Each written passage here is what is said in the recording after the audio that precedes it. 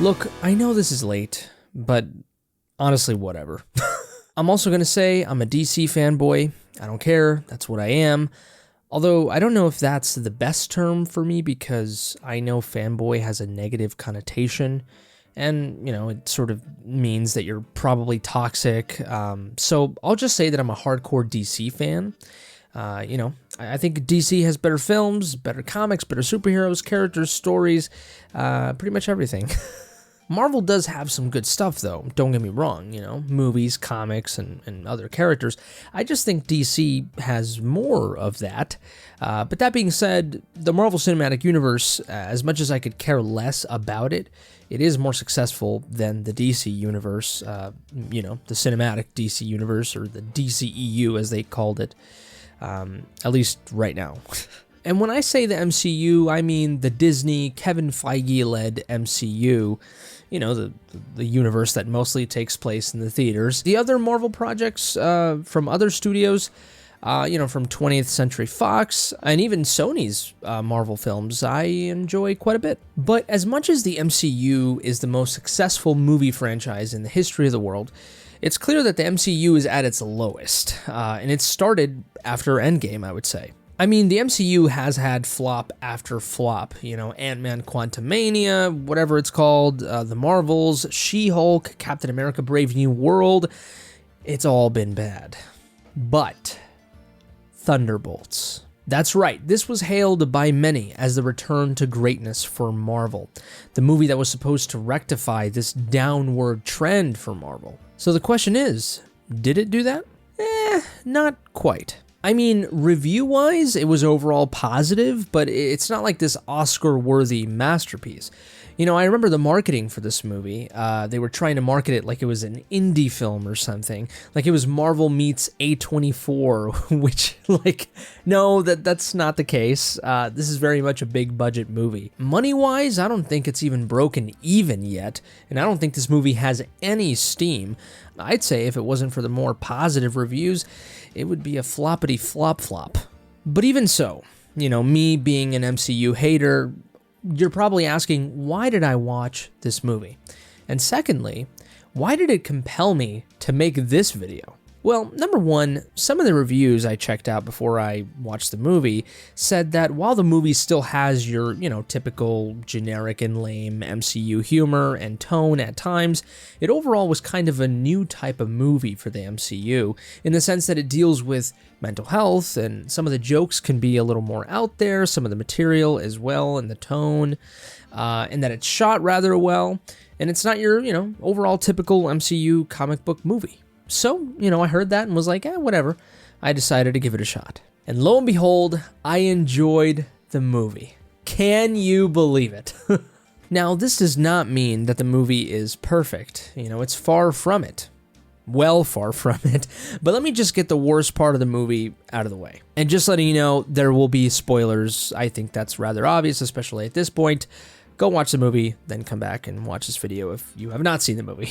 So yeah, the worst part of the movie. It's the villain, Julie Louis-Dreyfus. Look, I doubt it was her fault, but my God, the way she plays the villain completely kills the movie many, many times.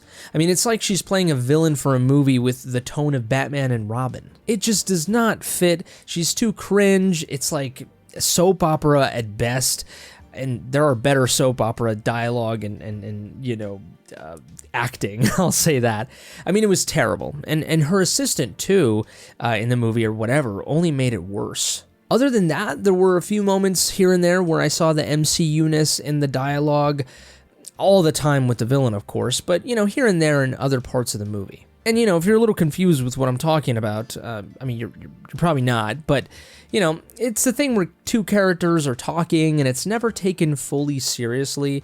Like, there's always got to be a little joke here and there, or the tone of the conversation between the characters is just a little light and soap opera-like. If this movie at least had the villain be taken more seriously, I think it would have been really good. I mean, I think it is really good already, but, it would have been really good. So, with that out of the way, let's get into why I still think this movie is worth talking about. So this movie is basically Marvel's Suicide Squad.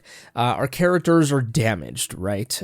Florence Pugh's character is the lead here, and her and Sentry, Lewis Pullman's character, really make the movie for me. Both Pugh and Pullman's characters feel almost worthless, purposeless, and I thought it was brilliant to have the secondary villain, the Void, be manifested in that mental health struggle and vice versa. I just thought it was genius. I also think the film goes darker than I think I've ever seen or heard of for a Marvel film. Because yeah, it's talking about the mental health struggle of not feeling enough, not feeling purposeful. I mean, this movie literally opens with Pugh basically saying there is this void that exists, this void of nothingness. And then she proceeds to jump off a building.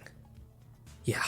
Now, of course, she jumped and parachuted onto a roof for a mission, but, the metaphor is there. It's quite obvious, and I think it was really cool. And of course, it's important to mention that the film is rated PG-13, so it couldn't go all the way with its themes and darkness, but I think it does a pretty good job with what they had to work with. Not to mention that this movie will be very good for kids. I mean, I think, and for parents to talk with them about the darker aspects of life. There are parts where the void is killing people, but really just exiling them into a void.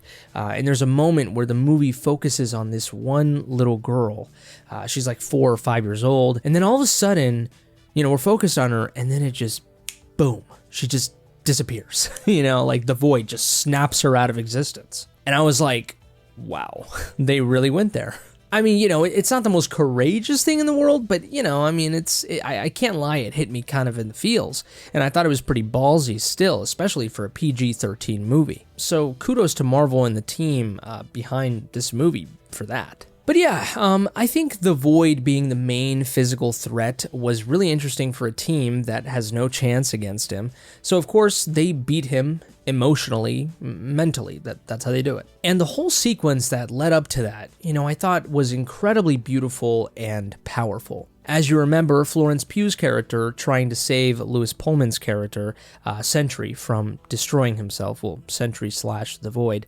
But yeah, he was trying to destroy himself, trying to give in to his dark desires, I guess you can say, right? And she goes over to him and hugs him and tells him that he's not alone. It makes me a little emotional just thinking about it, and then the rest of the team gathers around her, and they all hug each other and manage to pull Lewis Pullman away from his Void counterpart. I just thought it was beautiful. And also not to mention that, having the Sentry and the Void sort of be two sides of the same coin, being embodied by the same dude, I think is pretty brilliant. But I think in general, if you struggle with dark thoughts, I think this movie can really resonate with you. Now, besides that amazing emotional reason why I think this film is pretty good, the action is really good. Usually MCU action, at least for me, I don't really care about, but this movie has some John Wick in there. It's got a cool car and highway set piece, a little reminiscent of something out of Mad Max, you could say.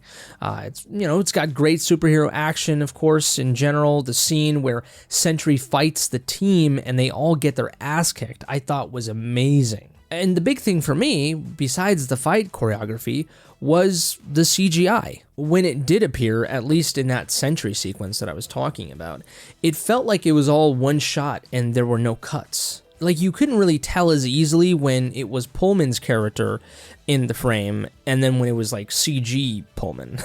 Because, notably when an actor plays a superhero, there are clever ways that movies try to create that transition between switching from CGI to the actor, and sometimes they just cut. But this scene, there are few to no cuts, and I thought that was really impressive. And last but not least, I thought the humor was justified here in the way that it was. Not everyone was cracking jokes.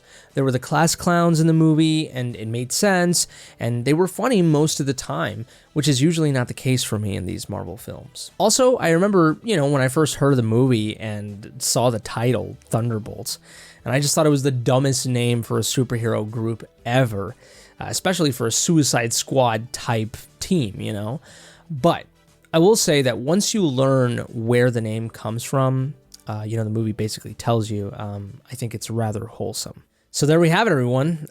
My thoughts on Marvel's Thunderbolts. If you've been following me for a while, you're probably surprised that I even made this video, let alone some of my opinions here. But yeah, I think the movie's worth a watch. Can you believe it? But enough about me. Let me know in the comment section below what you have to say. Do you agree with my points? Do you disagree? I'd like to hear your thoughts. You know, we can have a constructive discussion down there. It doesn't have to get ugly. Give this video a like if you like. Dislike it if you didn't. Subscribe to the channel if you enjoy this type of content. You want to see more stuff like this. Share this video with your Marvel-loving friends or hating or friends or DC-loving friends. I don't know. Just share it if you want. If it's your birthday, happy birthday to you, you beautiful creature. But I think that's it for me. You all take care, stay safe, and until next time, I love you.